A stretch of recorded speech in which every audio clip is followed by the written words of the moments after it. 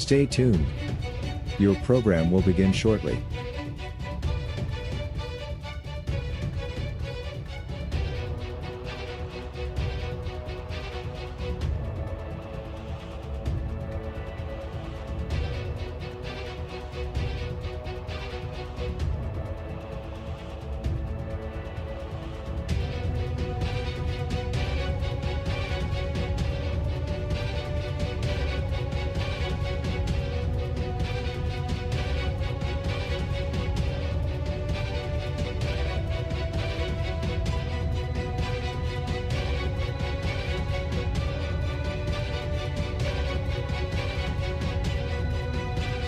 Stay tuned.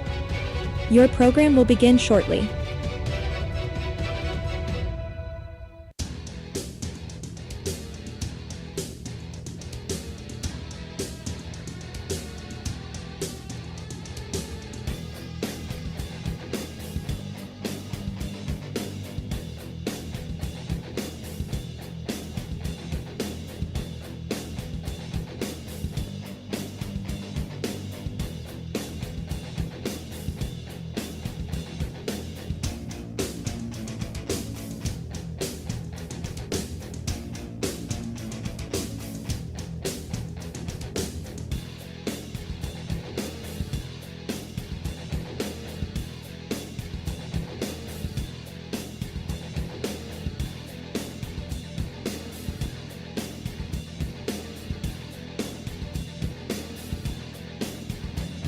Stay tuned.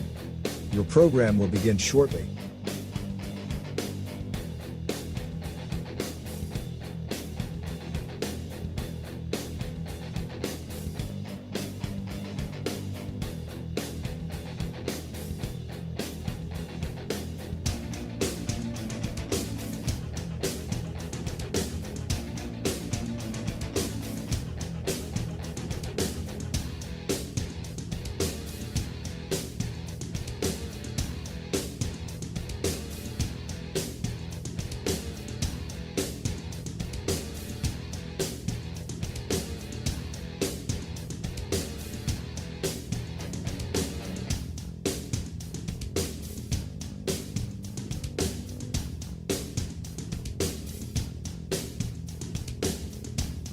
Stay tuned. Your program will begin shortly.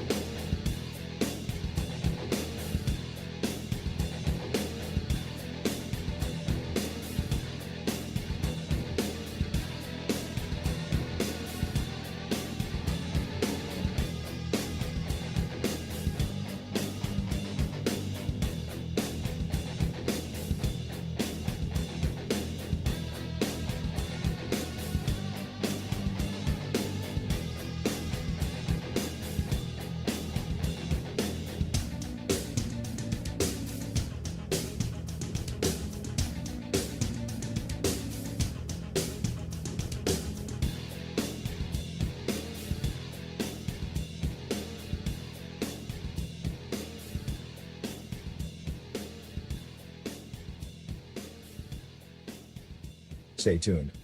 Your program will begin shortly.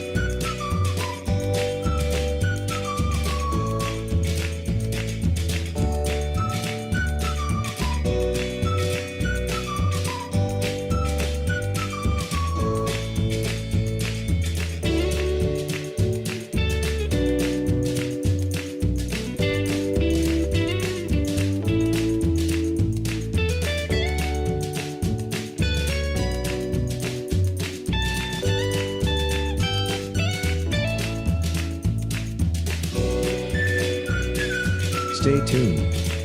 Your program will begin shortly.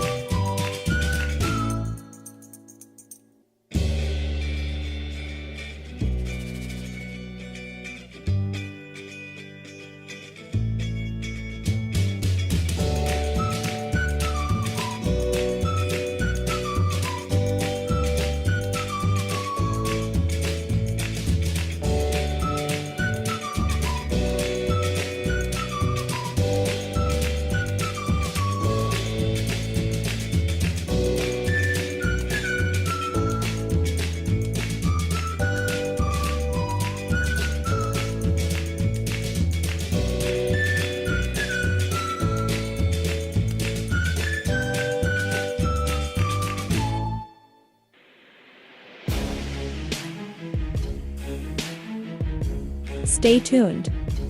Your program will begin shortly.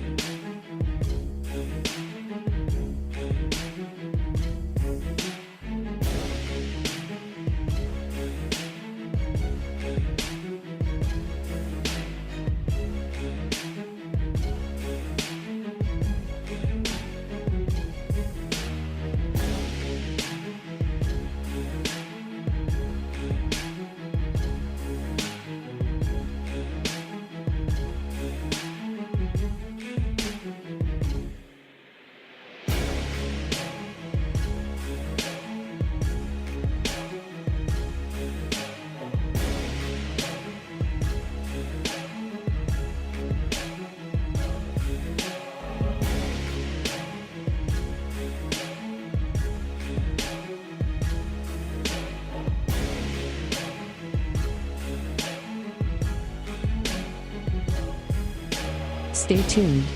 Your program will begin shortly.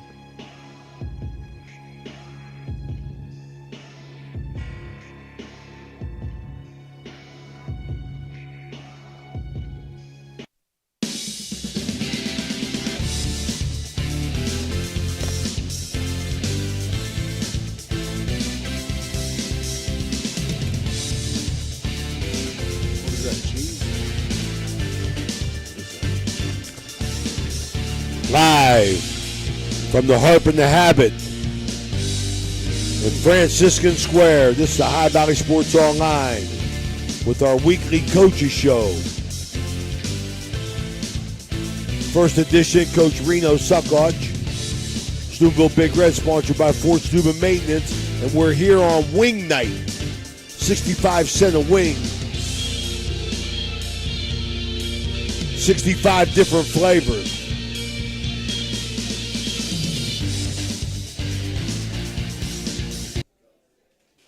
Coach Saccoccia, big win over Dover, remain undefeated on the year. Tough first quarter against Dover, but then one play turns it around. Let's recap that game in your view. Well, you just reviewed it. You recapped it. I think what you said was exactly right. We had a tough first quarter, and we're just having a tough time with third and long. And we had a 3 and out, so the first quarter was not very good to us, but we just kept fighting. I mean, they had a nice drive going on. They got down inside the 25-yard line, and we held them to no points. So that was good. And then, like you said, that tackle by Bison and finish up by West, knocking the ball loose and Crozier scoring just turned the game around. And then 2 plays later, they threw a backward pass that their tailback didn't get on quick enough, and we scored again. And then they kicked the ball out of bounds. Then we had an interception. So, I mean, we just I think we had 2 possessions in our own territory. The first one and one after a punt, and the first one was like on the 28, and the second one was on the 42-yard line. After that, we took over possession in their territory. So I thought we were pretty efficient, and I think that's 2 weeks in a row where we had very good offensive line play and receivers running better, just the offense altogether being more efficient. And defensively, I think we've been playing pretty good all year. We got to fix that 3rd and long. We have to fix that 3rd and long. Coach, very, very competitive schedule to this time in these first 5 games. You're at the halfway mark at 5-0, the fastest 10 weeks in history as a high school football. So we're at week 5. Your team continually shows conditioning. Well, I thought conditioning was a big factor Friday, and I think it's the tempo that we practice that really helps us, because we don't do any conditioning except for on Mondays. On Mondays we sprint a little bit, but Tuesday and Wednesday we don't do it, and Thursday we don't do any conditioning. But we practice at a very we were so efficient today, and I probably shouldn't be so happy, but we got a 5 o'clock practice finished at 4:42 today, and that means we didn't run plays over. We didn't have to review stuff. We didn't have to stop and talk, and I think we ran probably 100 offensive plays. I think we were in huddle maybe 4 or 5 times. So I think that plays a big part in our conditioning. And defensively, we never huddled once. So I think when you play like that, conditioning is a factor. I think your tempo, when you go into that quick tempo offensively, I think that just changes the whole complexion of the game. I look forward to seeing you guys go up tempo. Well, sometimes, like the last couple of weeks, it's been because certain people were on the field that we wanted to keep there. And, sometimes when we're on our hash mark, we like to stay on our hash mark because then they can't sub. But other times, you get on the hash for certain reasons. And so, a hash is a big determining on how you sub, even defensively. If they're on their own if they're on the hash on their side of the field, we don't sub defensive linemen because then you get caught with 12 on the field. But if it's in the middle of the field or towards us, then we feel like we can sub pretty safely. So, you sub for different reasons and you go fast for different reasons. But I think good football today is a huddle team, is a slow down team, is a fast team, is a no huddle team, is a word team, and we try to do all those. We try to be a huddle team, we try to be a one word team, we try to be no huddle. Just different tempos and different coaches call those different things, but that's how we refer to them. Jimmy. Coach, your defense been lights out all year long. I got Dover, 23 carries, 107 yards, probably a lot of those against second-teamers as the game went on. Must have did a great job. I was broadcasting another game Friday night with Judkins, 8 for 18 for 59 yards and an interception. Your defense had 3 turnovers. The big one, as you indicated, was a Crozier 21-yard fumble return for a touchdown. Tell me a little bit about your defense, how you bottled up Judkins. Well, I didn't know. I really didn't hear what you said about the rushing, but their touchdown came on I think it was a 75 or an 80-yard run, and so they got 80 of those yards in one play, and that was against our second defense. But other than that, I thought that our second group did a really good job, and then Coach If also subbed after that too. So the one thing I learned, and I don't know if I agree with my assessment or if I disagree with myself. Did you ever argue with yourself? Sometimes. Okay. As you get older, we do weird things, Coach. I argued with here's where I argued with myself. When we were up 30-0 and we scored and made it 36-0, and I took a knee only because I didn't want Dover to feel like we ran the score up. Well, then they scored real quick, so that took the 30-point off because they kicked the extra point. So now the 30 points off, the what do you call it? The mercy rules off because it's down to 29 points. So I argued with myself that I should have kicked it to keep the clock running. But then I argued with myself the next day that I was glad that it went to 29 because then we got more kids, more playing time. Yeah, absolutely. So at the time I wanted the running clock because you don't want them to catch up. But then after, I was glad that it wasn't a running clock because we got a lot more kids to play a lot more snaps. So I'm stuck in the middle of an argument, but the argument's with myself, so I'm not going to win and I'm not going to lose. 22-6-1 all time versus Dover. So people think it's such a big, close rivalry. It really isn't. You guys have had their number, even though they've beaten you, and some of the games have been close in recent years. But you still had their number along the way. Go ahead. Somebody else must have played them too, because Hebden and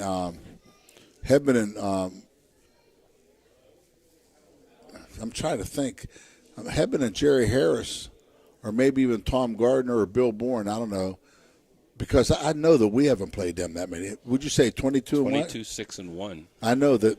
I know we didn't play them 29 times. So, some of that must have been before. I know they beat us. I know they've beaten us 4 times since I've been coaching. They beat us twice in the playoffs, and they beat us twice in the regular season. Now, I know we beat them twice in the playoffs, but I don't know how many regular season games. So there must have been games before I started coaching.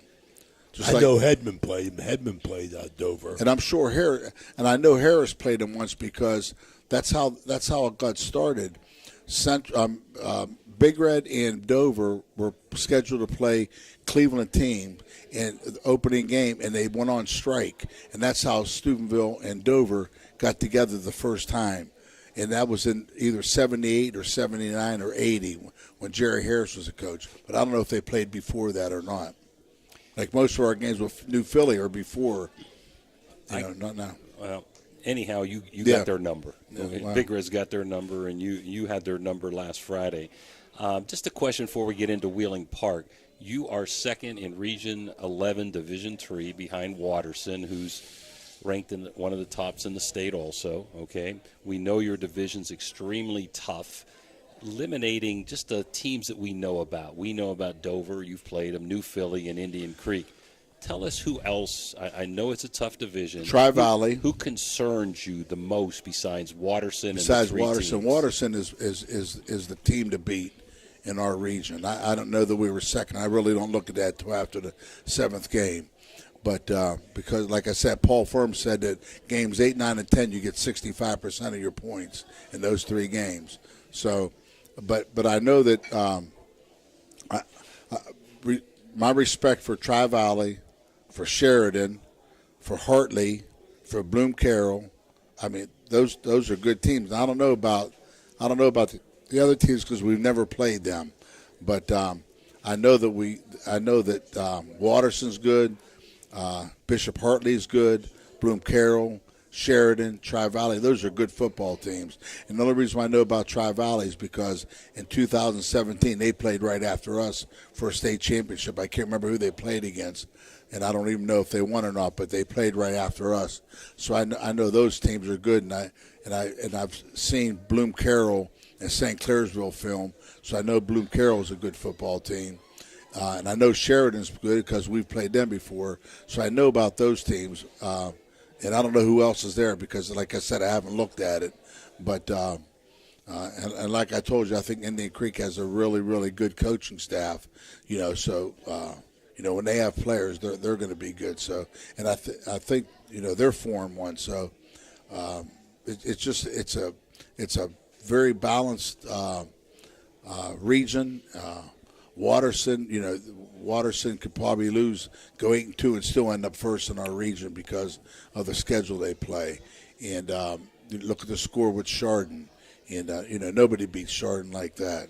So I mean, they have all respect, but for right now, I mean, just I hope that our players and our coaches and our fans can just stay focused on Wheeling Park, because it's a game that you want to win just because it's a game. But there's a lot of other reasons why you want to beat Wheeling Park, and just winning the game is one of them. But they're going to get us a ton of points if we can be successful against them. Well, they're 3-1. They're third in the 4A WVSSAC. I know coaches don't like to talk about other teams' weaknesses. Tell us a little bit about their strengths before we turn it over to Ray in Wheeling Park. Well, their strength, as I look at it, is the size of their offense and defensive line. They have 4 or 5 players that go both ways, but they can slow it down with the huddle also. And I think speed depends on who's in the game. I know speed depends on who's in the game for us. If we have our subs in the game early in the game, we're more deliberate. Take more time off the clock and things of that nature. When we have most of our starters in the game, then we're a little bit more up tempo. So you have to know when your starters aren't in the game, and we have a certain game plan when these guys are in the game, and a certain game plan when these guys are in the game. And you try to be more vanilla when your younger kids are in the game, and when you have experienced kids in the game, then we like to be more do more things that experienced kids can do.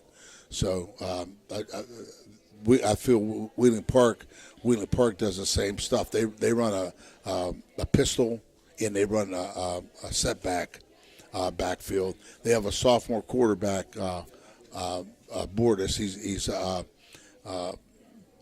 He's the brother of that girl that's a pretty good basketball player. Gatorade player. Yeah. Yep. And I'll tell you a funny story. And I called Jamie Bordas up after this happened. My wife and I went to a concert in Pittsburgh, and we were in a restaurant before, and these two guys got in an argument, and one guy says, "I'll beat you so bad you'll need Bordas and Bordas," and I got a kick out of that. So but he's a sophomore, and their tailback's good, man, and so they got 2 really good backs. They got one really good receiver, and the other ones are okay. But I just haven't seen enough of them yet. We'll see a little bit more of them tonight and tomorrow morning. Ray? Well, Coach, it's only Wednesday. You still got some work to do. What's the attitude of the team going into this Valley rivalry? Honest, our attitude, our practice has been have been good, man. Like I told you, we got through a 5 o'clock practice today. We got done at 4:42, and which means in 18 minutes, that means we didn't repeat very many things, and there weren't a whole lot of corrections being made on the field. So I felt that we had a really good practice. Plus, in that time, we did our kickoff return team and our extra point and field goal block team. So we got some good work done today, and that's just a credit to our players and to the organization and the coaching staff. Well, Coach, we really want to thank you for coming over and spending some time with us. Well, thanks for having us. I appreciate it. Yeah. Thank Mr. Saltzman, too, for, since I've been coming here, he's been sponsoring our segment of this show, and we really appreciate him. And the city of Steubenville and Saltzman's really took care of our locker room in stadium. We had a problem about 3 weeks ago with water. Couldn't find that problem, and they spent a lot of time up there, and they really took care of us, both the city and Saltzman, Fort Steuben. Okay, that's Fort Steuben Maintenance. Jimmy Saltzman, the owner, sponsor of this segment. Reno Saccoccia, head coach of Steubenville Big Red. They got Wheeling Park this week. Coach, we wish you the best of luck. We'll see you next Wednesday. Thank you. Thanks a lot. I see Andrew over there. Wish his mom and dad well, and hope he's doing good, getting off his medication.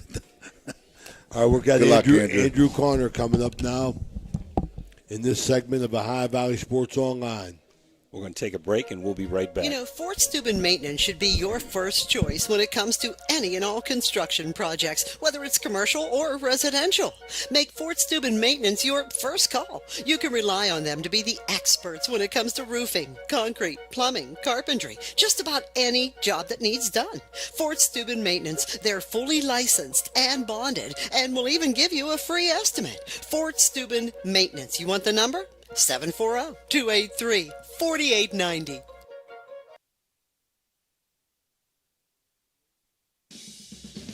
This broadcast is brought to you by Ohio Valley Sports Online, your sports authority. Subscribe to our YouTube channel and get instantly notified when we go live on our next broadcast, only on Ohio Valley Sports Online. SVRTA can connect you to all kinds of destinations. Whether you need to connect to the Pittsburgh Airport or connect across the river to Weirton, SVRTA has the connection you need. SVRTA and its connectivity can also connect you to Wheeling, St. Clairsville, Robinson, and downtown Pittsburgh. With SVRTA and its affordable annual pass, wherever you need to go, SVRTA can connect you there. Everhart Bow Funeral Home, they believe you should take care of your loved ones while you still can. Pre-planning at Everhart Bow ensures that your family won't have to worry about the stress of final arrangements during this most difficult time. More importantly, they won't have to worry about how they'll pay for it. Visit Everhart Bow Funeral Home today and discover all the affordable options available. Everhart Bow Funeral Home, Wintersville, Richmond, and Burgolds. We're back here at the Harp and Habit, sponsors of the High Valley Coaches Show, weekly coaches show here every Wednesday. It's wing night. We got some wings in front of us, 65-cent wings. Come on in, open late, every Wednesday, wing night. With this segment sponsored by SVRTA and Everhart Bow Funeral Home, head coach of the Indian Creek Redskins, Andrew Corner. Andrew, thanks for coming on, buddy. Sure, thank you for having me. Andrew coming in at 3-1, got a big win over Brook. Give us a quick recap of that game. We don't want to take a win away. 4-1, right? Tell 4-1. Okay. I'm sorry. I'm sorry. You're thinking of West Virginia, right? That's right. That Wheeling Park's 3-1. It was a great game. They came out. They stuffed us on the first series, and they were able to score. They went ahead, and then we kind of played catch-up for a while with them. We had a really good third quarter where we were able to run the football. We got a couple scores, and then they came back at us. And it came down to the final possession with about 2 minutes to go, and our defense did its job. It stopped them. We ended up getting a 6-point win. And, I'm proud of the kids. The kids played hard, but, a lot of kudos goes out to Brooke. And, Coach Goff, he got his kids playing hard, which I knew they would. And it's a rivalry game, so we got the best from Brooke, and I'm just proud of our kids. Like I said, they dug in. When we had to get a stop, we got a big stop.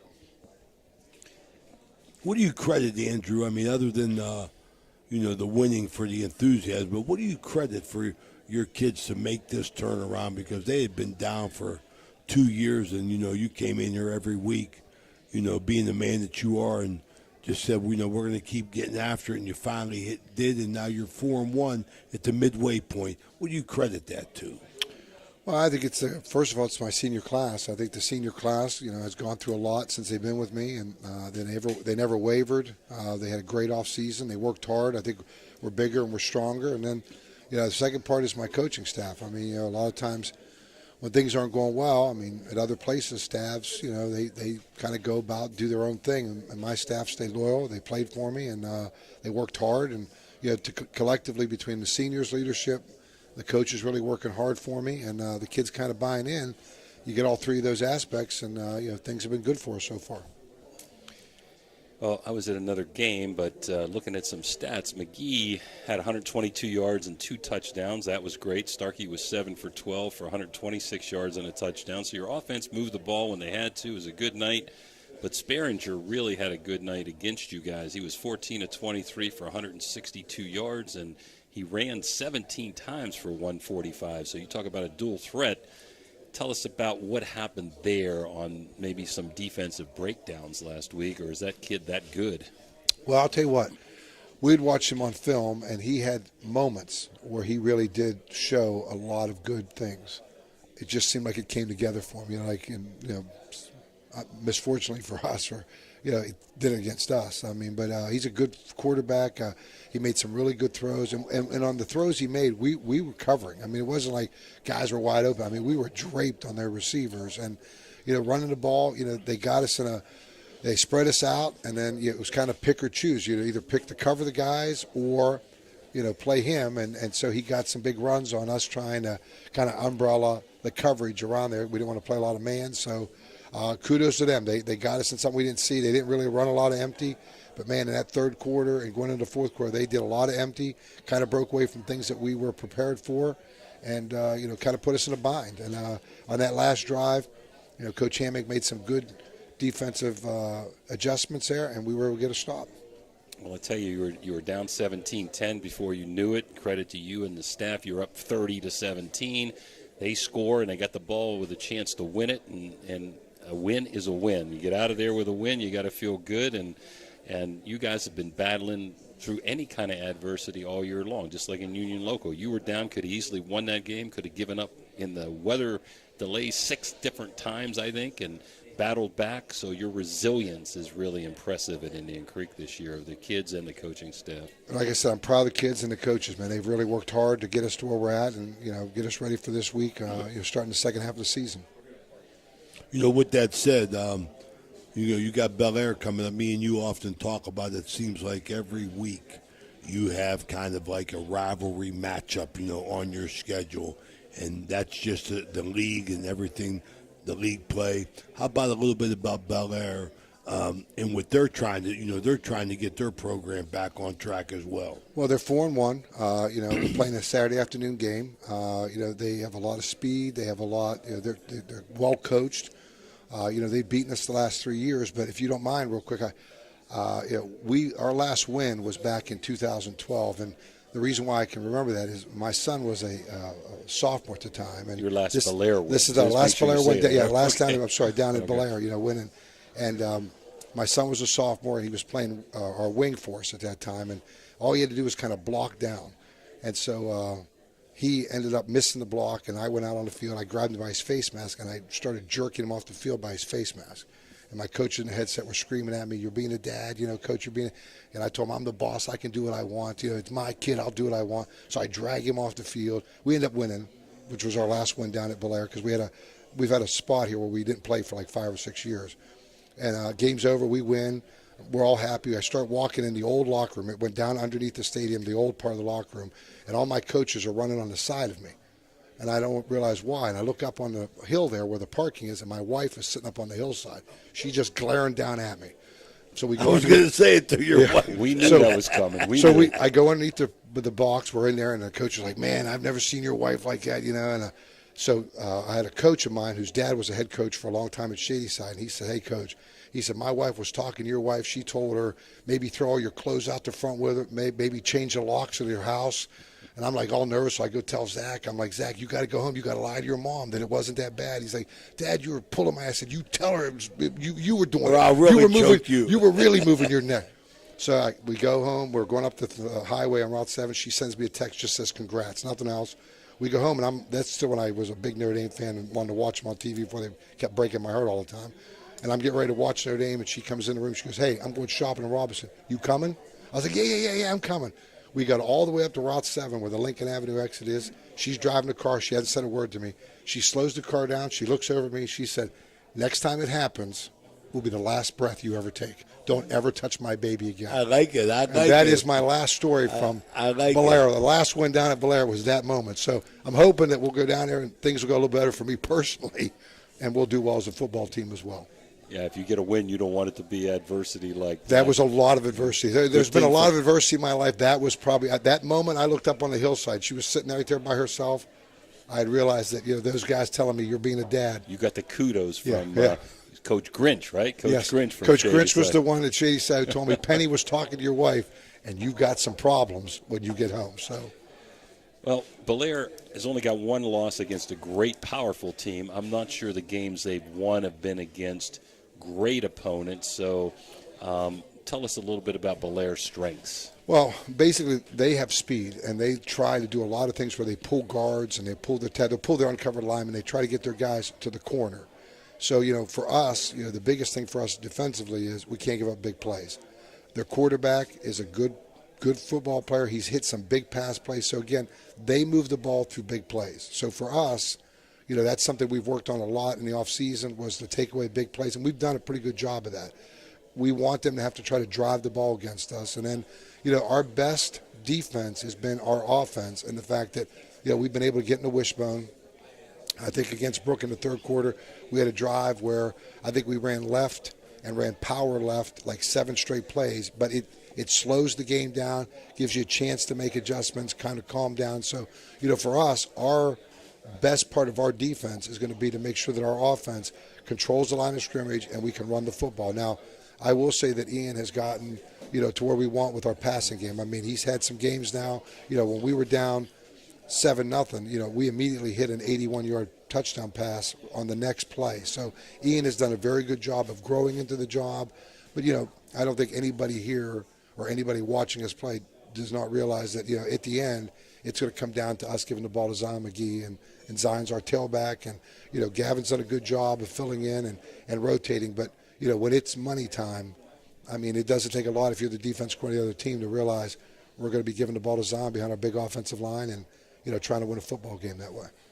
Ian really impressed me. He did a great job of decision-making in the Weir High game. I'm guessing I wasn't there. Like I said, he must have made good decisions for you last week at Brook. He has. And what he did last week, which was something new for us, we ran him more, designed quarterback runs. So he did a really good job of stretching the field, and it just gives us something else. Because, the worst part of playing a quarterback is if the quarterback is a dual threat. So now Ian, has thrown the ball pretty well, and now he's showing he can run the ball. We ran some designed sweeps with him. We ran some designed quarterback powers with him. So we're in spread now. We feel like it gives us a little bit of advantage because you can't just say, well, they're spread, they're going to throw the football. That's all we do. Now in spread, we've been able to run him.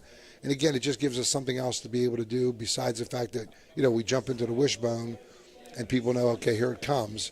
But I was also proud of our offensive line because, like I said, Brook had 8-9 guys up on the line of scrimmage, and our offensive line was still moving the ball and still getting off the ball. Matter of fact, on the second to last play of that drive, I just hollered out, power left, and our kids just went out and blocked. And I tried to tell them that's when you feel good about who you are. If you can just holler out the play from the sideline and your kids go execute the play, and they did. And I'm very proud of how hard they played. And like I said, defensively, we've gotten so much better than we were a year ago on just our tackling and just on the big plays part of it. And again, Coach Hammock switched over for me, and I asked him to do it to try to help us out, and he's done a fantastic job with our defense. And and the offensive staff has helped me a lot. So when I'm calling plays, it's kind of a group effort, and the offensive staff of mine has done a great job on breaking down film and helping me out. And it's been a lot easier for me going back on that side of the ball, having such a bunch of guys that are, they're not just hollering out plays. They're saying, Coach, we see this, we see that. Makes it so much easier because sometimes you put a guy upstairs and they just want to call plays. Coach, run this play, and they'll tell you why. My staff is saying, hey, this guy's in the game, Coach. We got a shot over here, or this guy went in, Coach. So they're helping give very good advice that allows us to make some really good play calls. Got to be nice to have that experience on the line after you've taken lumps for 2 years. That experience is just and the great news for us is, only one of those kids is a senior. Wow. Our next 7 linemen are juniors or sophomores. So, we feel like we're really kind of turning the corner with our offensive line play. And I want to say, Coach Robinson, Coach Wagner, Coach Stickler, our offensive line coaches, and over the last couple of years, Coach Wagner, Coach Robinson been with me. People have been saying, what's wrong with the line? Well, they were young. It's hard to start freshman and sophomore in your offensive line. You're trying to block seniors, good football teams, and those kids grew up. Those guys have worked hard with them. And, like I said, we have reaped the benefits now of game experience, which, again, is something you could practice all you want. It's hard to, simulate that at practice because you're going against your younger kids. And God love them. They try. But, again, you're going against kids that are 14 and 15. Our offensive line has really come along, and it's made things easier. I mean, it's easier when your guys are getting after it and they like it. And and when they hear us holler wishbone or give the signal for the Bone. I mean, our offensive line can't wait. I mean, when we're at practice and we run other plays, when I finally say, you know, Bone team go in, they're like, okay, now we're starting team offense. You know, so, you know, that's a great thing to hear them say. That's not where we were, you know, a year ago. And so that makes things a lot easier for us on the offensive side. Well, Andrew, it's great to hear you talk with such confidence and enthusiasm. I'm happy for you. It's been a process for you. You brought these young kids around. You're winning some football games. We appreciate you being here. We wish you the best of luck, Andrew. Thank you. Thank you. Our best to your parents as well. Thank you very much. Thank you. Okay, it's Andrew Corner, sponsored by SVRTA and Everhart Bow Funeral Home here at the Harp and the Habit. We'll be right back. Blakemore Insurance Agency is exclusive to the senior market. We represent a variety of Medicare supplements or Medicare Advantage plans, giving us the ability to offer some of the most competitive products from the top insurance companies in our country. Our loyalty lies with you, our customer, not the insurance company. Many of today's seniors are completely overwhelmed with turning 65 and going on to Medicare. Call Blakemore Insurance Agency today for more information. 304-723-0909. Blakemore Insurance Agency is a proud sponsor of this broadcast. Everhart Bow Funeral Home, they believe you should take care of your loved ones while you still can. Pre-planning at Everhart Bow ensures that your family won't have to worry about the stress of final arrangements during this most difficult time. More importantly, they won't have to worry about how they'll pay for it. Visit Everhart Bow Funeral Home today and discover all the affordable options available. Everhart Bow Funeral Home, Wintersville, Richmond, and Burgolds.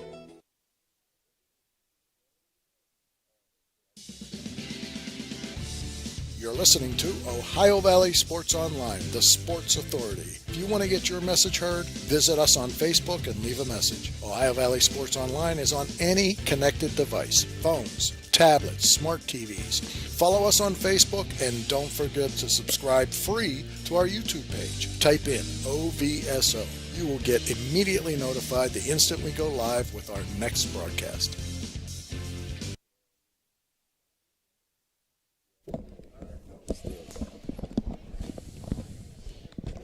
Okay, we're back here. Wing night at the Harp and Habit under new ownership. Chris McCarthy doing a great job coming in from Philadelphia, by taking over the establishment with some Steubenville roots. Got one of the things he's reaching out to the community. Got 65-cent wings, and the place is filled, and we appreciate his support. Right now, we got special guest, the all-time winningest coach at the history of Franciscan University of Steubenville, Joe Wallace, our good buddy. The real sports just around the corner, oh, Joe. Coming, baby. The man sports coming around the corner. It's coming. The sport of skill. Hey, there's some toughness in there too. Come on. Absolutely. Hey, we brought you on. This is like reminiscent of Tom Izzo. We're bringing the basketball coach on a football coach's show. We appreciate you stepping in for us, Joe. Your team plays tough. One thing about you, your team plays tough. You guys are challenged offensively at times, but you guys play tough. What adjustments you made coming up for this season? Well, we got older. We got more athletic. We have a really good freshman class in, and we have two guys that were sitting out that are going to be, mainstays in our rotation. I mean, we feel really good, and we were ahead of the curve because we got to practice 8 days before we went to Austria. So that's always a positive to be able to throw the ball around in August. So, I mean, this team, everything you said, like with the toughness and all that stuff, I mean, we're going to be able to put the ball in the basket at a way higher percentage this year. It's the most talented group that we've had, not even close, since I've been here. The most athletic, too. And, we're longer. Yeah, we got guys that are just players. And, the conference is going to be tough, but so are we. So, Coach, I've told you that from the beginning. That conference, I mean, it caught me because I tell you, that conference is good, solid basketball with established programs. But from your point, taking your lumps, your freshman class that came in last year was an outstanding class. You got the Zimmerman that sat out, and you got the you got Josh back for his 7th year. But I'm thinking, you guys in reality look good this year. I mean, like I got a lot just from personnel standpoint. Yes. And seeing how you guys compete. I mean, you got the two kids from what, Butler or Beaver? Beaver. The two kids from Beaver. You got Josh. Yes. You got the other Zimmerman that sat out. Yes. Malachi Rose Burton from Rose Central sat out. That's right. You got my man Frankie Bellissimo. How's he doing? Frankie's good, man. Frankie is he worked his butt off this summer and moving without the basketball, being able to hit shots off screens. Yeah, he's changed his body. Frankie's a tough kid.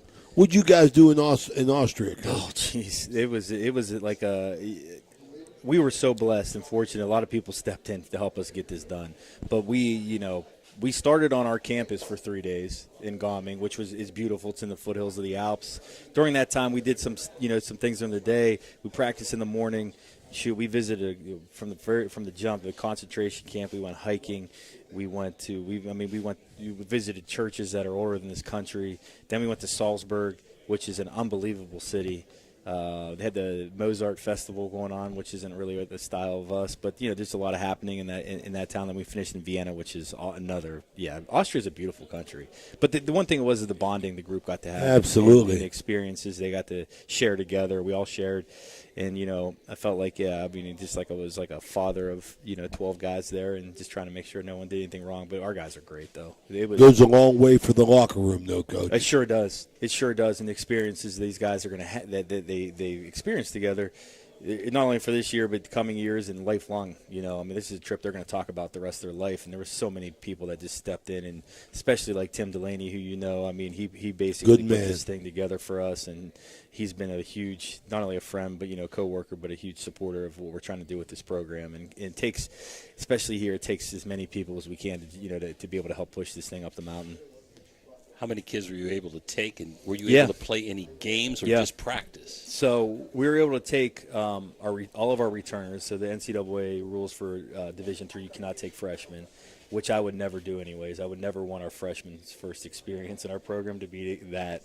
So we took all of our returners except the two Yonku brothers because they were refugees from Cameroon, and they still haven't had their asylum cases settled yet, so they could not come back to the country. So we only played one game, which is, people think that's odd, but I really wanted the trip to be the number one thing. We played a club team out of Amstetten, which was kind of outside of where we stayed in Gaming, and the group had a couple like professionals in their second tier league, and then a lot of guys that are in their developmental program, and we jumped them. We went up 18-4 quickly. Our guys were really locked in defensively. Good coaching, huh, Ray? Well, you know what? You can say that because Adam Martello coached the game. I didn't want to coach. I wanted to kind of take a step back and watch, and yeah. So we like Adam. Yeah, too. yeah. So well, when you talk about that, Joe, that's like in reality. You doing a self-scout. Yeah, it was. Just sitting back and, and looking at your team from a different angle. Adam is well-versed enough that he knew what wanted to be done. The kids responded to him, and I kind of like that. It was great. Great experience for him. Great for our guys to be with, and he did the pregame talks in the locker room, and he was really fired up to coach that game, and he did a great job. That was part of us jumping them. Was him kind of sticking a little motivation before it all, representing not only the United States but the university over there. And how about besides Adam and your players, who else went with you as a coach over there? Did you bring other coaches? I presume. Sean Kirk came with us, and that was the only other coaching staff member that came. There's three of us, and then Tim Delaney was there, Danny Anderson, our new athletic director, and then we had a Fryer come with us too. Yep. All right, my man Joe Wallace, man, we appreciate you coming in. That's Looking forward to Barron basketball. It's going to be here soon, very soon. Opening game is when? The opening game is November. Well, we're on the road first, so we're playing a tournament in Buffalo, New York, which is 8th and 9th, and then the home opener, I think, is, I got to remember, November 12th, which would be a Thursday night here. And then our second home game is moved to the Crimson Center. We're playing on a Saturday against Penn State Beaver to give Josh Zimmerman one last game at very nice. Yeah, down at Big Red, which is, as we know, that's where this is all started. Barron basketball started down there, so. You got to tell me, brother, in the Big Red old gym, man, they used to hold about 700, 800, won their national championship down there. That'd be great to be able to play in the old gym, but yeah, we're not. Hey, Joe, one thing before you go, you got something special. I mean, like, I got to take a little bit of credit for it, but I know you won't. I thought maybe you'd give me an envelope or something. But, we got a beautiful classic coming up, Joe. I mean, the Harp and Habit. Yes, that too. Coming up December 21st. I mean, you got Central Madonna in the opener. Yes, and then we're playing Penn State Shenango at 5 o'clock. So it's 3 o'clock with Central Madonna boys. Then we're playing, and then Big Red and we are playing at 7 at the Field House. So it's going to be just a great event. Steubenville versus Weirton on both sides, and we're going to play in the middle of it, get everybody together for, basketball in Steubenville, and we'll have a great crowd. Go ahead and run with it. I'll let you take credit. Go ahead. I'm not taking any credit for it. It was your idea, and we got it all done basically in, 3 days, I think? Yes, you did. Yeah, You're did. the man. I mean, I'm really excited about it because my whole thing about the Franciscan University is the involvement from the city. Mm-hmm. And you've done something, and I've told you 100 times, you did something I'd ever thought could be done. You got TV9 to come up and start covering your games and things like that. So that's a beautiful thing. You're trying to win, but you've recruited locally a little bit as well. Oh yeah, definitely. Yeah, we're gonna have some between Josh and Travis. And you have Derek Darrow, too, still from John Marshall, and then Malachi. I mean, Monroe Central's down the road, but the 4 OVAC guys probably get, in our rotation. And there's no other college basketball team in the country that's going to have 4 OVAC guys, being mainstays in their program. So, if there's a kid in this area that wants to play, man, we'd love to have him here. That's just the truth. Yep. But you got to be able to play, Joe. You got to be able to play. That's right, brother. You got to have thick skin too. Looking forward to you. The upcoming season is Joe Wallace, men's basketball coach at the Franciscan University of Steubenville, here with us on the High Valley Sports Online Wing Night at the Harp and Habit. We'll be right back.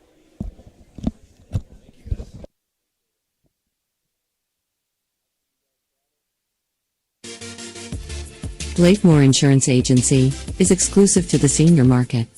We represent a variety of Medicare supplements or Medicare Advantage plans, giving us the ability to offer some of the most competitive products from the top insurance companies in our country. Our loyalty lies with you, our customer, not the insurance company. Many of today's seniors are completely overwhelmed with turning 65 and going on to Medicare. Call Blakemore Insurance Agency today for more information. 304-723-0909. Blakemore Insurance Agency is a proud sponsor of this broadcast.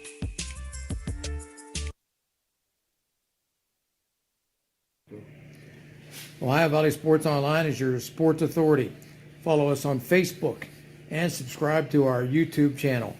Live streaming high school and NCAA sports, plus weekly football coaches shows right here on Ohio Valley Sports Online.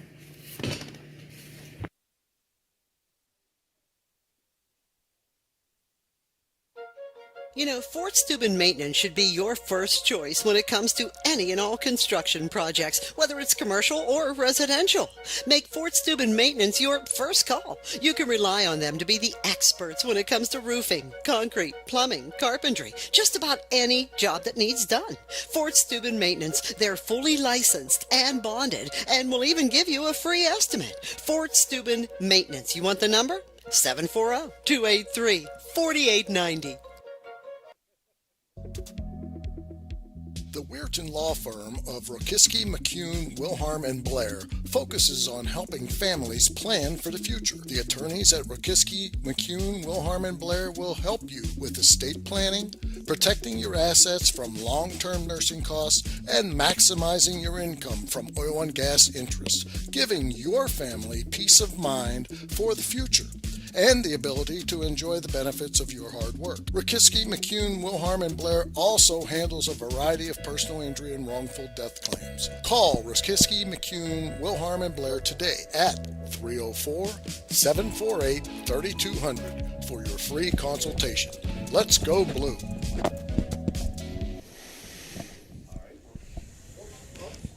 All right, we're good now? All right, we're good here. We're back here live. High Valley Sports Online Coaches Show, again live from the Harp and Habit at Franciscan Square here in Steubenville, Ohio. And Myself, Steve Daly, and Tony Lelly now have replaced Ray Saccoccia and Jim DiCarlo for We're High Coach Frank Cini, sponsored by Blakemore Insurance. Coach, bye week, right? That's right. Comes at a great time. Very good time. Right. Hey, main thing I want to talk about there, I wasn't used to it, coaching in Ohio all those years. We never had a bye week. Now at the college level, we're ourselves in a bye week as well.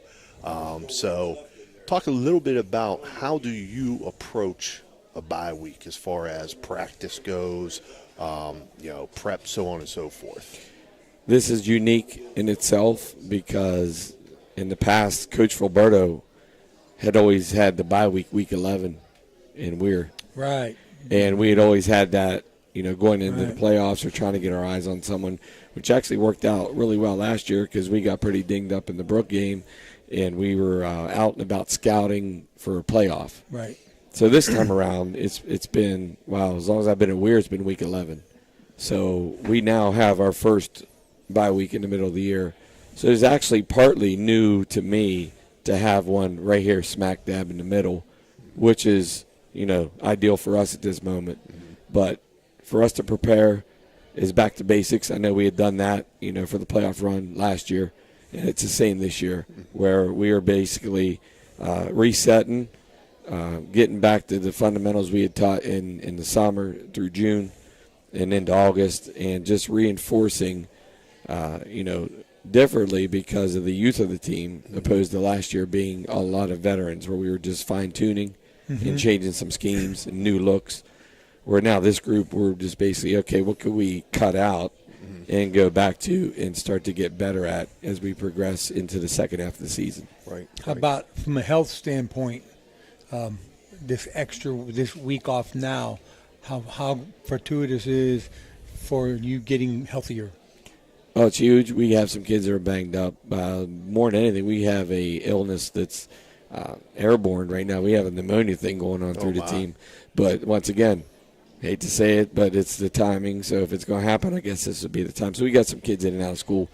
But to answer your question, we've got your typical bumps and bruises. It's, nothing, big other than, they got to get some medication, and they'll be back. But when it comes to football injuries, we're good. Your quarterback, Coach, he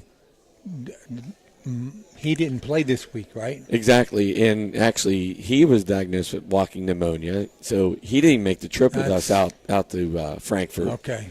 So it had trickled through the team, and we had Demir Maurer move to quarterback, who's our backup quarterback anyways. So he did get some reps. We got the offense a little bit tweaked because we have a different look with him in that set. So we did go out there and have Lucas on the shelf, and it moved around some other pieces because now a receiver with the quarterback, and then now you have another guy moved into that slot, and then it's kind of a rob Peter to pay Paul kind of thing. And now there was some movement there. And, just more reps for more young kids, what we saw. And I know when I came by your practice, Lucas wasn't practicing. Did he practice at all last week before the game? No, he was out. He missed some days of school. He was, pretty much laid up. So he was out of the mix. Yeah, how much preparation time did you have with this new offense? Well, that week. But like I said, there's still a package for Demir and everything we do all the time because – he's next man up, and we have other kids there that are learning, or younger kids. But when it comes to how we were working last week, was basically getting Demir the premier reps, and then going from there. Right. Interesting. Yeah. So, Coach, I found it interesting that you said because we find ourselves doing similar things as well. Oh, yeah. Narrowing it down, going back to some basics. Hey, what have we done really well up to this point in this season? Does that now become our bread and butter, so to speak?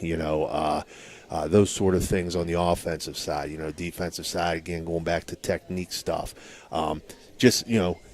Trying to get your kids to compete because it's hard. Right. They know. Hey, it's a week off. So you kind of, at least we have introduce some drills where kids can just compete against one another, and you want to stress, again, numbers wise it's way different between us and what you guys have, but hey, you want to prove that you should be getting more playing time. Here's where you do it. We're filming all this and go out and compete against one another. So as far as that part of things go, I know you got a young team and just that competition aspect of it. Where do you see your kids from a mental standpoint right now after having gone through kind of a rough point of the season? Well, that's the challenge, is getting them to fight back. And, we saw it early in every game where there was a quick turning point early in the game, and we needed that. We needed success early. So that's what we've been hurting the most, is the resiliency and having the will to respond whenever when someone comes at you. So the psyche there, we're very young in some areas, but we have some veterans out there that played a lot with our guys from last year. So there are areas where we're seeing that leadership, but we are also dealing with a situation where they have to get the live reps. And to get better, they have to see those live reps. And then the mental part comes with it, because sometimes it's, what do you say, paralysis by analysis. They're overthinking some of it, and they're, the cliche is the feet stop when they start thinking too much. And you can see it. And, absolutely. Before you know it, the veterans buy them, and then it's, off to the races. And we've given up too many home run plays, and that's really what's haunting us too, is we're getting down too much too early in the game, and it's just kind of like, okay, we're spinning our wheels a little bit, but we need something positive to happen. And that's really what we're trying to reset this week. And really that's what the tone of practice and, just having positives, win the rep, win the series, win the half, little chunks at a time, that we can really get to these kids and say that the small successes will eventually lead to bigger things down the road. Right. Especially in an off week. You're coming off of a run, and we've all been there, right? So, there are sometimes, there are things like you're talking reset. I think reset's a great word. Your younger kids, right? It's your relationship with your leadership, right? In your younger kids, and the things. Do you address the team a lot? And do you talk about like the things you're talking about, like keeping the fight and sort of narrate, look, it's bad now, right? And sort of give them a vision of what you want to actually accomplish at the end of the year, right? Oh, we had that Monday. We watched our film, and then we actually had a nice discussion with our older kids on Monday. Our JV kids come over and play Steubenville Central, and we were back here at the school with the veterans talking about, where do we go from here? You have an input, you have a say in this, and how things can be addressed and how we move forward. And a lot of our seniors do understand that. We had already been in this scenario with this group last year that made the strong run.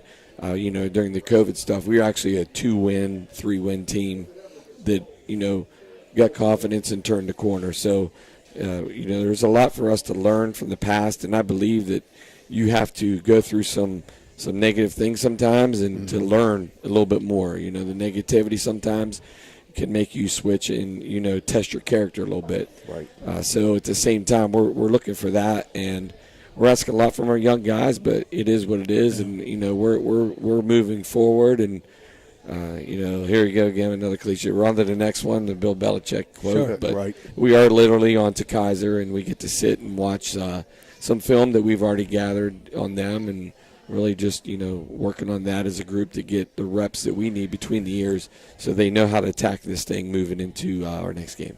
So let's talk a little bit about Kaiser. The 1 and 2. They don't. To me, they didn't seem as a strong team, of course, as what you just saw. Because Coach, those guys were pretty doggone. Well, the last 3 weeks have been tough for us. All playoff teams that we've faced. Yeah, future playoff teams. I believe. In my eyes. I agree with you. Yeah. So, and I think you got a little bit different caliber now.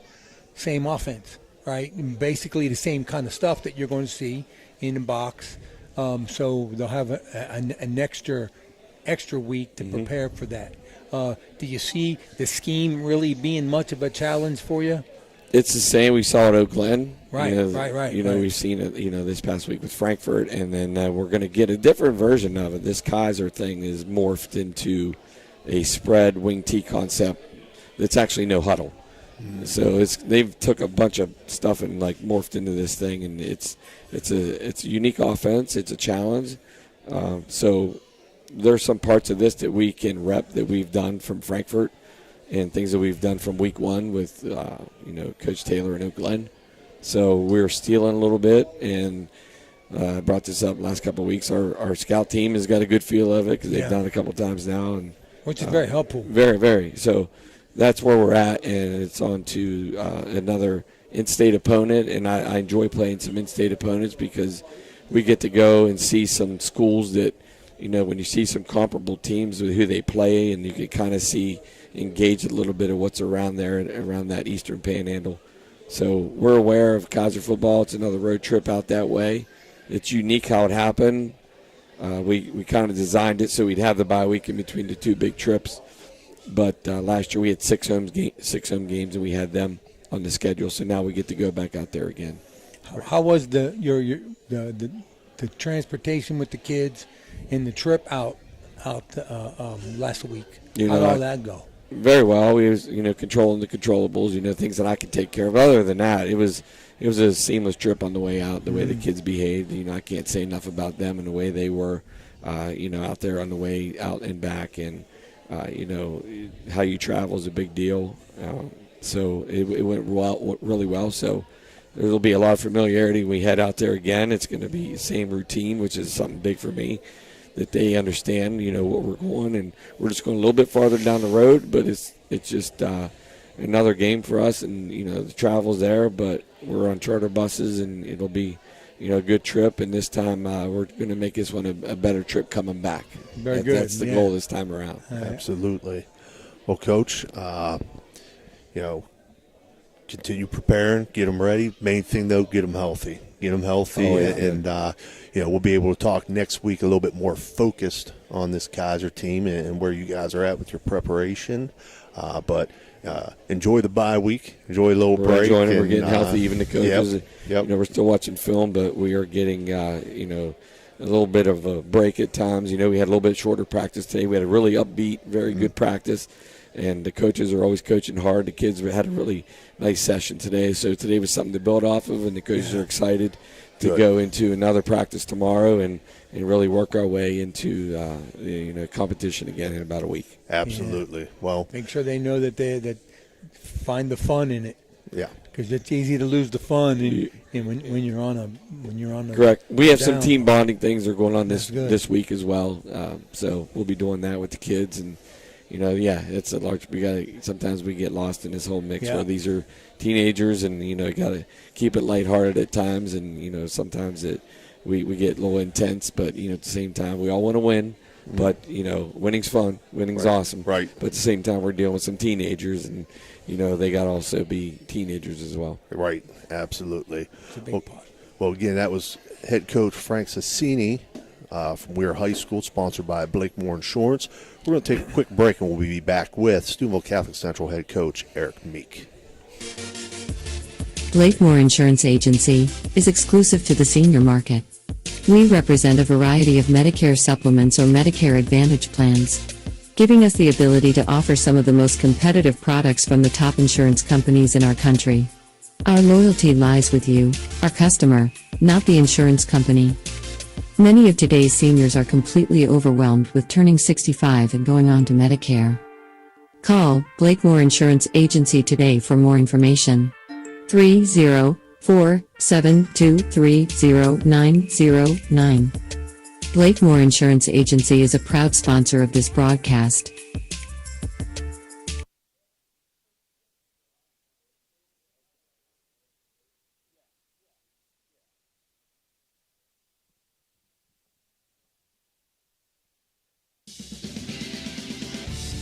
You're listening to Ohio Valley Sports Online, the sports authority. If you want to get your message heard, visit us on Facebook and leave a message. Ohio Valley Sports Online is on any connected device, phones, tablets, smart TVs.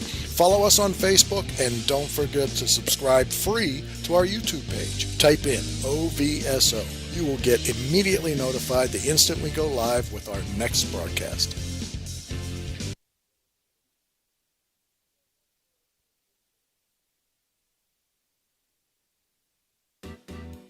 Thank you, National Colloid, for sponsoring this broadcast. A National Colloid company with over 75 years in the chemical industry can take care of all your chemical blending needs.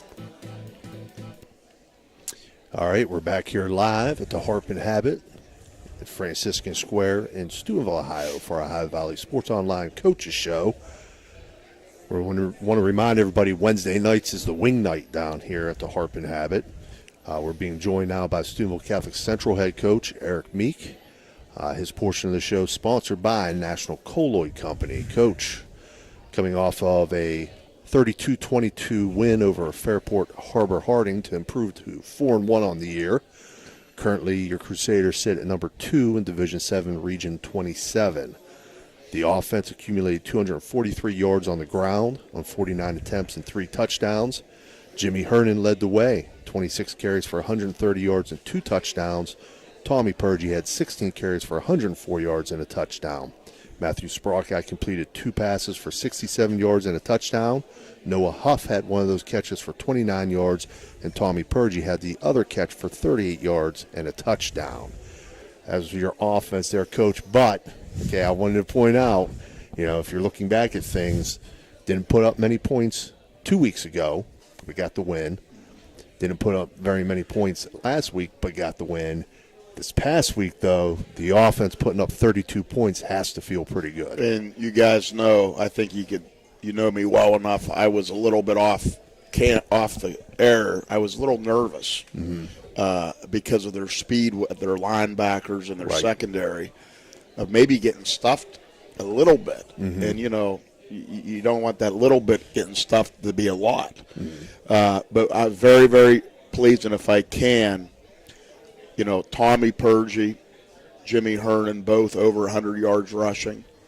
So our fullback, Kyron Busick, when Jimmy is in at fullback, tremendous job, only a sophomore. We have 2 sophomore linemen.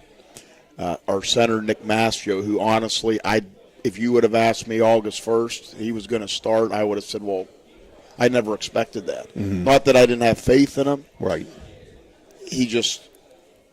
I wasn't expecting him to start. Some things transpired. He ended up starting in the Monroe Central scrimmage. They put a nose man over him. I was a little nervous. He did great. He has done a great job. 5 ball games and 2 scrimmages. Very consistent. The other sophomore is Johnny Kostecki, right next to him at left guard. Johnny may be the best trapping guard I've coached, and I've coached a long time. He benches, as a sophomore, he benches well over 300 pounds.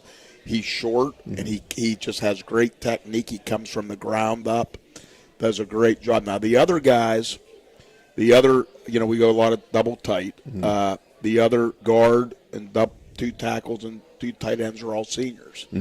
And they've done a tremendous job. Peyton Rouch, who played tackle, last year next to his brother Braden, who's at Wheeling University now, is the guard, and he does a great job of just, keeping those guys communicating. We have a young man that moved in late in the summer, Peter Liebhaber, who's done a great job. First, at the beginning, he had to learn the whole playbook in a matter of weeks. He was a little nervous, and when you got him now in between Peyton Rouch and our tight end, Noah Huff, who's really a football smart kid, helping him, that's great. Noah Huff is the other tight end. As I mentioned, has done a great job, knows the whole offense.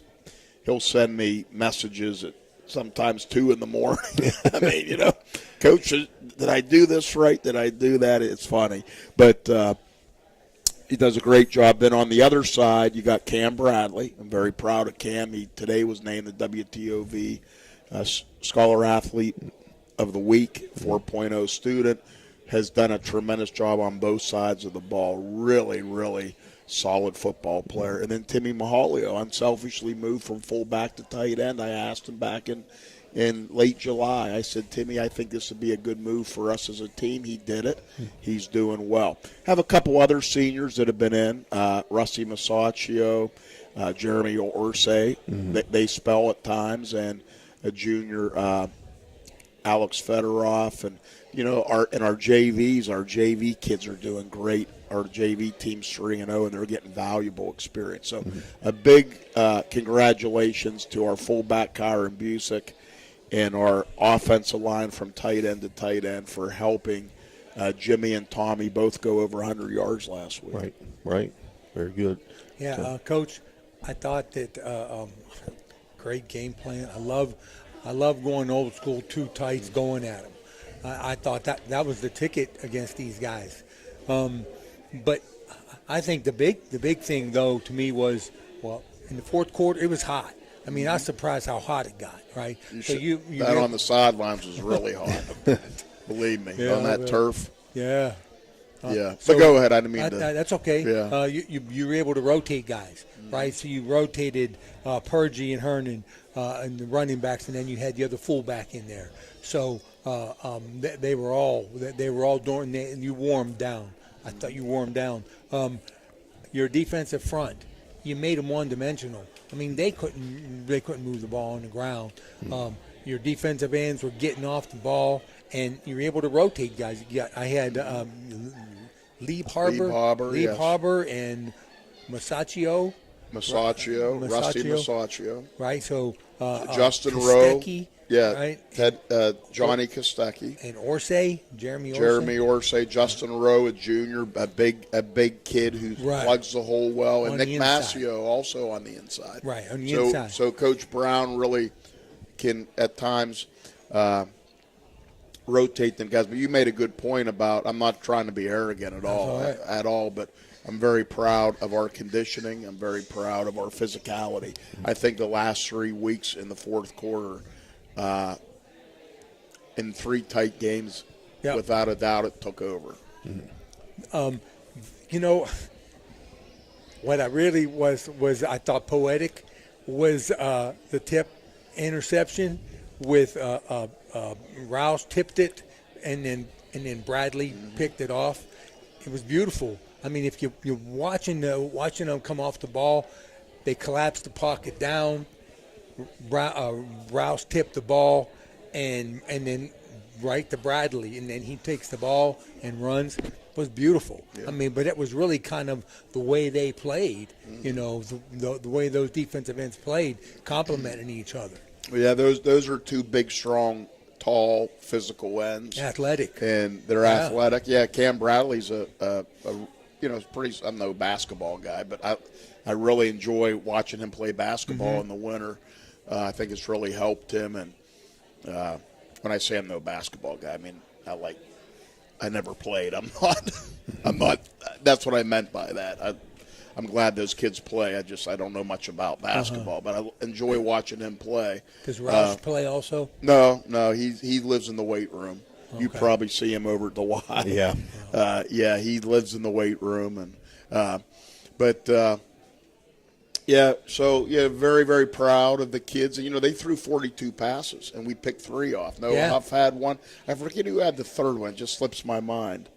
You had Bradley, Huff, and Tommy Purgie. Tommy Purgie got the third one, right. Yeah. And then the big special teams play with back. Matthew Sprocki. Had to put the quarterback back there. I asked him at half, I said, Matthew, do you want to go back there? We had a little heat issue with a kid, and he said, Coach, I'll go. And last year he had a big one against Wellsville, and I haven't put him back there because he's our quarterback, but that's fine. These kids want to play. They want to play football. He hit that really well. I mean, it was very exciting. Right. Very exciting. Your kids didn't let up. The heat didn't, the good rotation by your coaches, they didn't let up. They were fresh. And you could really see the contrast between your team and the other team, especially in the fourth quarter. Yes, I agree. And believe me, that I had to quit pacing. In the first quarter, I told Seth White, our assistant coach, I said, Seth, I better quit pacing because I walk a lot on game day because it was so hot. Like I was worried that I would not make it through. You know? So I'm glad. Needless to say, I'm glad it's going to cool down next week even more. But I'm glad we're done with the afternoon games. Yeah, yeah.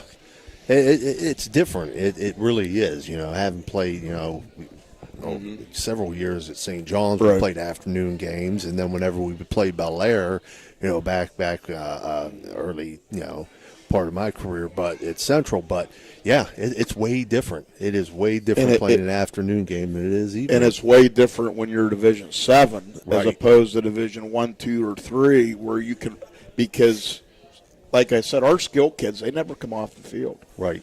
Never, I mean, they play every special teams. We just don't we don't have the numbers. So, but wow, did they?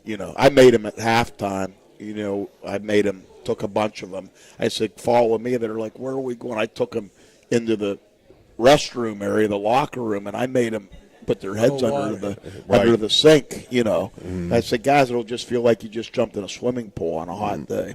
So that's the first thing we did when we got down there because it was brutal. It really was. Yeah, and that turf adds a good 20 degrees. Sure. Coach, this week, let's talk about this week a little bit.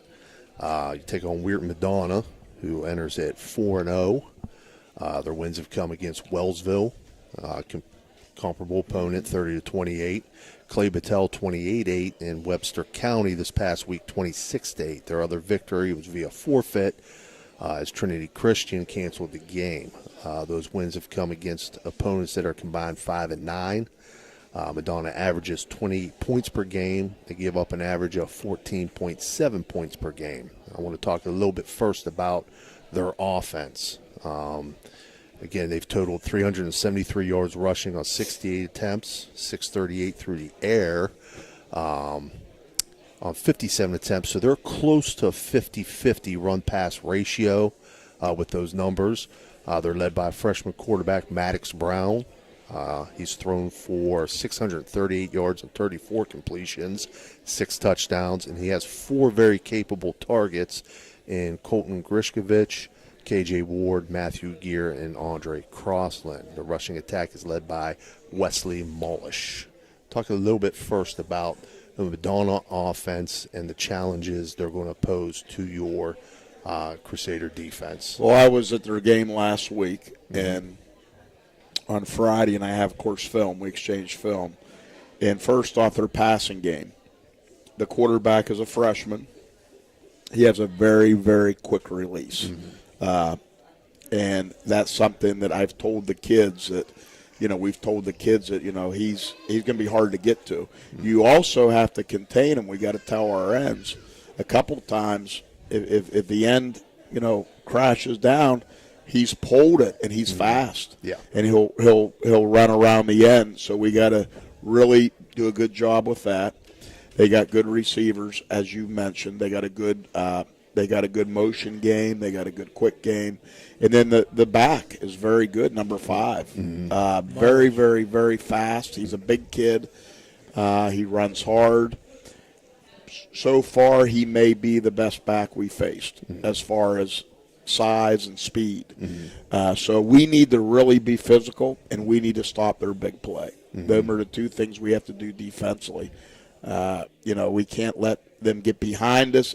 If he throws a quick pass and completes it, we got to get right on the receiver. Right. We can't let the guy get past us. We can't let the guy, bust a seam. We got to hit him hard, and try to disrupt that. Yeah, they're good. Yeah, they're good. You had a little bit of trouble. Of course, that receiver this past week that little guy was really really good. He had a little trouble with the pass game. You shut down the run. I really like y'all in the eye coming at you. They're going to run it from the spread, right? So you got a little bit different. They're going to trap a little bit. Sometimes, but they'll put 2 backs back there, and they'll do a little bit of that also. But yeah, go ahead. I'm just from coaching standpoint, you're going against a freshman, and without showing your hands. In my mind, if you just if the challenge he's been through 4 games, the freshman, but in my mind, you see anything throwing him trying to leverage his youth as a quarterback. Well, no, I got respect for him. I saw him play on film. I saw him play in person, and like I said, he has a very quick release. He did some damage last week, and they're undefeated. Mm-hmm. Yeah. And he has some good people around him. You got to watch. He can throw the swing past 15. I told the kids today, 15 is I call him a sneaky receiver. They'll bring him in motion. They'll put him through the end of the line there and get him out to the flat. They run that sweep to the sweep to the bunch set. They might be trying to set something up with that. We worked on that today. We will again tomorrow and Friday. They do a lot of things, swing passes, quick passes.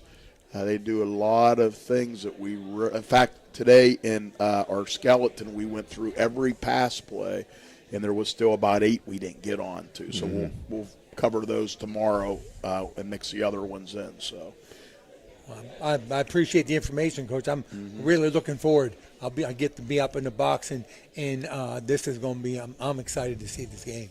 It's going to be a good competitive game. Yeah, right, Coach. Talking before we let you go about their defense a little bit. I was impressed at the game the other night. In their last 2 games that on the field games, Clay Battelle and against Webster, both those teams were heavy run teams. But defensively, Madonna was able to stop both teams' run game. So they took away what both teams wanted to do the most. Again, I didn't get a chance to see Clay Battelle. I think Webster, coming into the game was undefeated themselves. They had a back that, his run for him was 500 yards in 3 games, and they shut him down. He looked like a decent, type of running back. They did some things differently, though, in their run game than what you're going to try to do. They went a lot of empty. I know you were there, and that kind of surprised me a little bit. Me also. I was expecting them to kind of, line up 2 back and kind of try to pound it at that front, but, they went with an empty set most of the game with their leading rusher back there. But when you look at them as a defense, what impresses you most about them defensively? I hope those aren't Madonna kids. They were big kids. They were looking here at us. They had beards, too. They do have some size. Okay. They do have a little bit of size. Yeah, no. So what impressed me about they distracted me. Right. What impresses you about their defense? I know they've been able to stop the running game of 2 past opponents. Yeah. What do you see about them?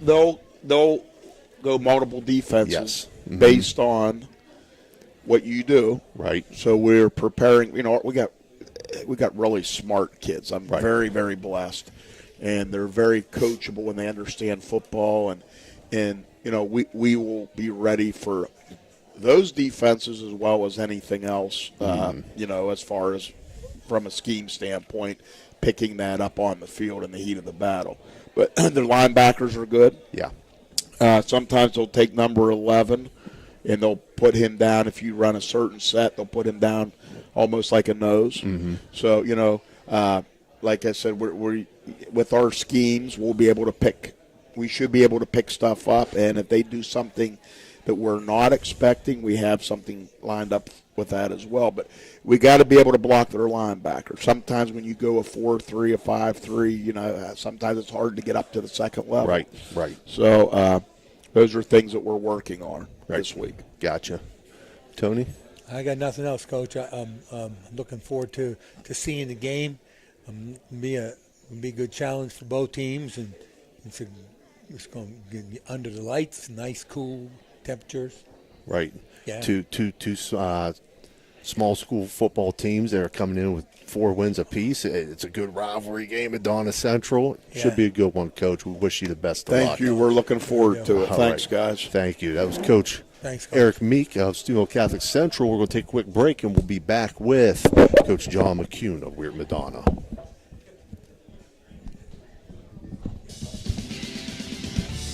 You're listening to Ohio Valley Sports Online, the sports authority. If you want to get your message heard, visit us on Facebook and leave a message. Ohio Valley Sports Online is on any connected device, phones, tablets, smart TVs. Follow us on Facebook and don't forget to subscribe free to our YouTube page. Type in OVSO. You will get immediately notified the instant we go live with our next broadcast.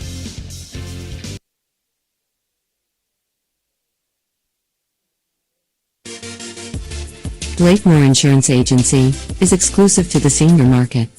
We represent a variety of Medicare supplements or Medicare Advantage plans, giving us the ability to offer some of the most competitive products from the top insurance companies in our country. Our loyalty lies with you, our customer, not the insurance company. Many of today's seniors are completely overwhelmed with turning 65 and going on to Medicare. Call Blakemore Insurance Agency today for more information. 304-723-0909. Blakemore Insurance Agency is a proud sponsor of this broadcast.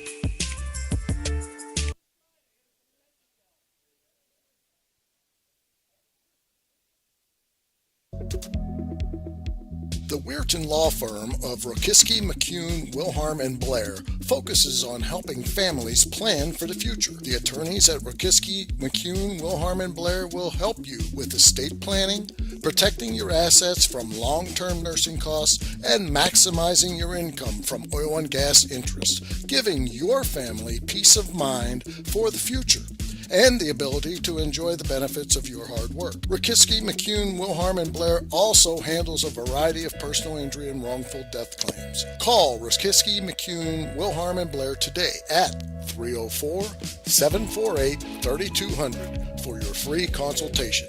Let's go Blue. All right, we're back here live at the Harp and Habit in Steubenville, Ohio. Wing night here, right, Ray? That's right. If I don't mention it's wing night, Ray would be, he's here tonight, but he'd be sending me text messages making sure I plug that. I do it every week, though, Ray. 65 cents a piece on those wings. They got plenty of flavors to choose from. They got specials on pitchers as well. So, again, great place to be down here. We're joined now by Weird Madonna head coach John McCune. His portion of the show being sponsored by Rokiski, McCune, Wilharm, and Blair. Coach defeated Webster County 26-8 to improve to 4-0 on the year. Maddox Bowen, he was our player of the game that night. He was 16 of 25 for 194 yards and 2 touchdowns.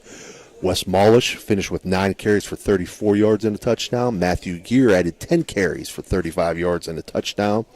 KJ Ward added 59 yards on just 3 carries. Gear caught 4 passes for 63 yards. Molish 5 catches for 44 yards. Colton Grishkovich 4 catches for 46 yards. Let's talk about the offense first, Coach. I like the hook and ladder. I loved it. But go ahead. Well, I appreciate it. And it's funny when I went back and watched your guys' broadcast, like I always do. You know, it was good, by the way. I appreciate you guys picking us to do that game. You. So we're going to save it for later, as you guys stated. And then when they kind of, we got that first drive and we got to the 8-yard line and threw the pick 6, we said it's time to just pull it out. We got to get the momentum back. Right. I've never seen it with a tight end. Yeah, but it was an unbalanced line, and we put KJ there, and no one's seen that. We actually originally had him behind the line like an H-back, and we ran it a couple times at practice. I'm like, that doesn't look great. And Coach Myers was the one who drew up the play, and he put him on the side. And once we saw that outside linebacker blitzing, I don't know if you guys saw me on the sidelines. I think my hand was like this, like you could just see it. It's there. But as far as the offense, when you talk about all those stats, obviously there wasn't one person I think that shined and that had a big game, but the ball was distributed well, and that's what Maddox has been doing all year, and I think that's the kind of the identity we want. We don't want someone to just key on us and be like, Molish is going to get the ball 20 times, and that's what they got to do to beat us. But I was proud with the way the guys played in the second half offensively. Film study on Monday was a little rough on them. I mean, we had a lot of missed opportunities in the first half. Going going down, obviously having a defensive touchdown, then a bad snap. There's just a lot of things that were left on the field in the first half. Right. That, you know, as a team, you want to try to put these teams away early, and especially a team that's 3-0. You're trying to make a statement win in the state of West Virginia, even in the Valley. And I'm happy with the outcome, but obviously the first half wasn't up to our standards, I think, in the way we liked. But I'm proud of the boys. I'm proud of the way they battled, especially the second half. The offense, Coach Myers and Gill really got it going, and we scored back-to-back touchdowns to start the second half. Right. On the flip side of things, defensively. Hold on, Coach. Oh, go ahead. Offense, let me talk a little bit about I was a receiver coach for a lot of years, and I don't know who coaches your receivers, but they're blocking. I mean, there's a lot of effort out there, you know, and I can appreciate what it takes to get those guys to want to block and work hard when the ball's not coming to them. And so anyway, hats off to whoever coaches your receivers. Let's see, KJ Ward. Yep. Thought he did a really good job. Physical, you can see, you know, like he missed one block, but you can see that he was disappointed, you know, and he was going to get back at it. And then Nebraska, yeah. Oh, those guys get after it out there on the edge. And that kind of stemmed actually from Wellsville. We have a couple plays that we like to throw the ball out quick to the sidelines, and we expect, you know, stock blocking from our wideouts, and we just did an awful job. I mean, that Wellsville was all over it. They sat there and just came up. I think we only had like 5 or 6 yards on these 6 plays that we ran that we thought were money plays, you know. Good DBs, too. Yeah, well, absolutely. But after that week, we actually called in Connor Elia, who, you know, played West Virginia, Kent State, and the guy's, you know, a little guy, but played D1. And I said, Connor, I need some help, man. I got to teach these guys how to stock block. And he came for a couple days, and they took them to the side for a half hour and said, show them what to do. And I swear it's definitely made a difference as far as the pre-read, where to go, you know, and what to do. So it's a great idea. See, you're pulling some strings out there. It's all about who you know, Tony. We all know that. I mean, that's really all. Hats off to you. That's really good. Yeah. Okay. Coach, defensively, you were able to shut down the Highlanders' run game, which, you know, we talked about last week. You know, they were coming into things just under 1,000 yards as a team rushing, and it had their quarterbacks under pressure all night once you took that rush away from them. Now, the one thing that I was surprised with, you know, I didn't have the opportunity to watch them on film. They went a lot of 5 wide, though. Is that something they did like previously, or it just kind of threw me for kind of a loop there? That I like to think that after we told Webster that they were going to be broadcast on your guys' show, that they end up watching this and heard what I said last week about, you know, reading the guards and we're going to come at them, and, you know, they decided, I think you're right, to want to throw the football, and we welcome that. Like, okay, please do. You know, I got a lot of good seniors on the outside, and I invite any football team in Singaway, West Virginia, or even in the Valley of our caliber to come throw the football. Right. So, yeah, we welcomed it, and we kind of held off on the blitz to kind of see what that quarterback was doing. But once we kind of saw, you know, some of his throws, to be honest, we started sending Molish. And it was like, all right, it's time to put some pressure on this kid. Right. But I was thrilled with Dominic Maple. He normally played D-tackle for us, and after we lost Connor Cart in the Clay Battelle game with the broken collarbone, we moved him out to defense end. And the kid last year played middle linebacker. Then we moved him to D-tackle, and he played D-end for us this game. And, you know, no disrespect to Maddox, great game. If I would have said player of the game for the Madonna Blue Dons, it was Dominic Maple. He finished with 13 tackles. He just sealed that end and just made a heck of a game, and I couldn't be more proud for him. Right. A little bit of a Swiss Army knife on defense for you, right? Yeah, but it's just being a senior, 4-year leader, and he's a yes man. You know, yes, coach, I'll do it. And now he loves it, obviously. You know, had a good game, so I'm excited to see him go against some of these big tackles that Steubenville Central has. So he's up for definitely a bigger challenge. Right. Week. So I'm a linebacker guy, and Mullish, he flies. You got him in the middle. That's where he needs to be. With his size, I mean, he closed a few times, Coach. Wow. I mean, didn't I tell you, Tony? You did. You did. But I'm watching off, and there's a blur coming through there, and he can fill.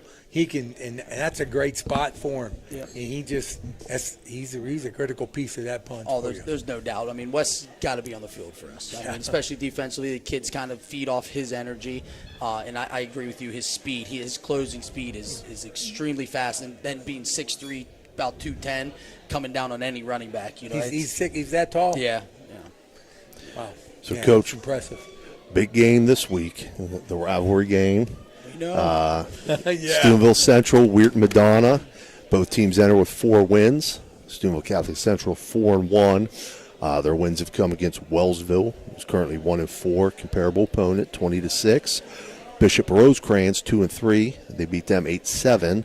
Ashtabula St. John's School, who's currently 1-3, 13-6. And this past week they had a big win over Fairport Harbor Harding, currently 2-2, 32-22. Their lone loss was to Strasburg, 34-19. Their wins have come against opponents that are combined 6-12. They average 18.4 points per game and give up 15 points per game. They're another heavy run team. The rushing attack is led by Jimmy Hernan and Tommy Purgie. They don't throw the ball much, but when they do, Matthew Sprockeye likes to get the ball to Tommy Purgie. Talk a little bit about the Crusader offense and what challenges they pose. Did you go to the game? I did not get to go to the game. Saturday's family time. That's when I'm a father first, obviously, then a football Good for coach you. second. My wife works on Saturdays, but I had it on my phone. Maybe I was kind of watching it while the kids were destroying the house. But it's okay. Those are memories that people always say you'll miss it when it's gone. So it is what it is. But we got film on most of those games. Mm-hmm. I know Coach Meek just from this past year, and he's going to run the football. They're going to run double tight. They're going to spread you out a little bit. I love the way he does so many different formations and kind of can run the same play. It's very strategic, and it's hard to read. Sometimes they pull, sometimes they don't. But, yeah, they're going to get north and south on us. They're going to try to run the football. I think I got a good middle linebacker in the middle. I got 2 senior down linemen, and then again Matt Gear. I mean, he's another guy who had about 12 tackles last game. Right. He's a real problem. We can move him all over the defensive line. So I'm excited for Matt, and we're putting a lot on the D line to really set the edge and kind of withstand their push. They're big 2 tackles, man. They can move. That Rouch boy, he's a heck of a football player. Probably the best offensive lineman I think we'll see for most of the season. I mean, that kid can move. I tend to agree. Yeah, so, I was telling someone earlier, I feel like he's like a basketball player. Like, hits a couple shots, and that rim just gets really big, and he just starts hitting everything, and he just stays after it. He's got a motor. But we know it, and I got a couple guys like that as well. And we're going to put the pressure on him. And, the last couple of teams thought they could run the football on us, and I felt like we showed up to the ask. I hope Sprockeye tries to throw the football on us. I invite anybody to do it, and I got some good guys in the back, and we're going to go make some plays on the football on Saturday, hopefully. Right. Excited, Coach. I get to do that game. Finally, I get to see you in person. Yeah, I'm really excited to see that. Coach, their defense, the Crusader defense, very, very aggressive. They've forced 6 turnovers on the year. They've recorded 12 sacks on the season. They've shown the ability to shut down some high-powered offenses. Talk a little bit about the Crusader defense. Well, again, it's Iron Man football, just like us. The same names that we kind of mentioned, I think, on the offensive side are the ones that we got to really focus on the defensive side. So we got to find the numbers, know where they're at all times. Again, I think we're going to pull them out and make them have to come play our style of football. I think Central's done a real good job this year of dictating the way they want to play, and the opposing team has to try to play their style of football. So I don't want to play Central brand of football. I want to play Madonna football. So the plan is obviously try to start fast, get them out, and I still think we can run the football. We haven't shown it, I think, to the level that we think we can do it. So you got to establish the run to open up the pass. Right. So you're going to see a little bit of mix, and I think we've been balanced all year. I wouldn't say we're all pass heavy. But you got some of those good guys on the outside. It's hard not to. You want to take that home run shot early in the game, just like that hook and ladder in the first quarter. It's tempting sometimes as a coaching staff. But no, we're excited for the opportunity, and I think they're going to see an extremely fast football team on Saturday, and I'm excited for it because I know they got a lot of good players over there. And he echoed that also, that with your speed. I mean, it's no secret. Yeah. You did mention that you guys are pretty much 50-50 run pass. I had you guys at 68 rushes and 57 passing attempts, so slightly a little bit more rushing than passing, but close to 50-50. Yeah, but most of the yards are probably from those 57. I mean, I mean, but no, you run the ball effectively though. From what I've seen, and that like you said, it helps to set up that pass. It's like that old Rich Rod offense. You run the spread to run the football. Right. You're right. running the spread to pass it. Right. Get people out of the box, count the numbers, and hope you got a big guy like Molish that he breaks one tackle. He's going to get upfield. So, right. We're really excited about it. And I think the crowd should be electric on Saturday. We're the only game in town. Right. It's a big one. I expect a lot of people to be out there Saturday. Yeah. Turnovers. You mentioned the ugly T word, right? I mean, we all know. You can say anything you want about how even teams are. Y'all turn the ball over a few times, bad snaps. And it affects both teams, but of course that's always something, right?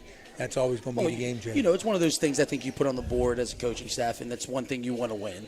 Obviously you don't want to give up any special team touchdowns or special team interferences, but we have yet to play a clean game. And, that's, I think, to win on Saturday, that's a must. I mean, you turn the ball over to this team, especially if you're down, they're gonna eat that clock up, and you're at their mercy. And you just gotta hope. And Central doesn't really turn the ball over. I mean, I've seen a couple little things, but nothing that really jumps at you. But when you throw the ball as much as we do, you're gonna have some interceptions. But then you're also gonna have the big plays that kind of offset that. And we believe in Maddox, and we believe in him making the timely throws. And Molish has one fumble, and Gear has one fumble. So as long as they cut those out, I think we'll have a real good shot. Right. Well, Coach, there's been some outstanding matchups between these two schools throughout the years, and I really believe this Saturday is going to be another one of those exciting, outstanding matchups. Tony, you got anything else? No, I'm excited. I mean, I've been looking forward to seeing you play, first of all, in person, but this is going to be a great game. Yeah. So we wish you the best of luck, Coach. Appreciate it, guys. Saturday night as the Weirton Madonna Blue Dawns take on the Steubenville Catholic Central Crusaders. That's going to be a wrap for us here tonight. I want to mention again, Wednesday nights here, wing night. If you get a chance, come on down. The wings are excellent. They've got plenty of other selections on the menu. I know Dan's a big fan of the fish and chips. I like the smash burgers. I want to thank everybody for joining us here tonight. Valley Sports Online Coaches Show.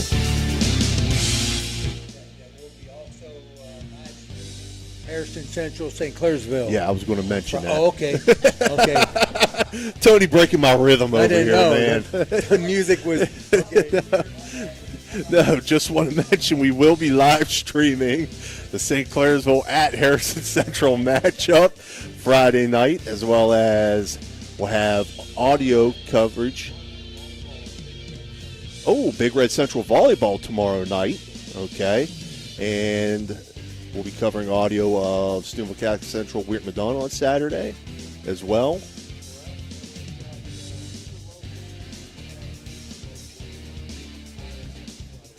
And we're going to have a feed of Beaver Local, Union Local through YSN on Friday night as well. So again, on behalf of, we want to thank our sponsors, Fort Steuben Maintenance, SVRTA, Everhart and Bow Funeral Home, The Harpin Habit, Blakemore Insurance, National Colloid Company, Rokiski, McCune, Wilharm, and Blair. On behalf of Ray Saccoccia, Jim DiCarlo, Tony Lully, and Dan Vogel, this has been Steve Daly. We got a full schedule coming up for you. We hope you join us. Have a good night.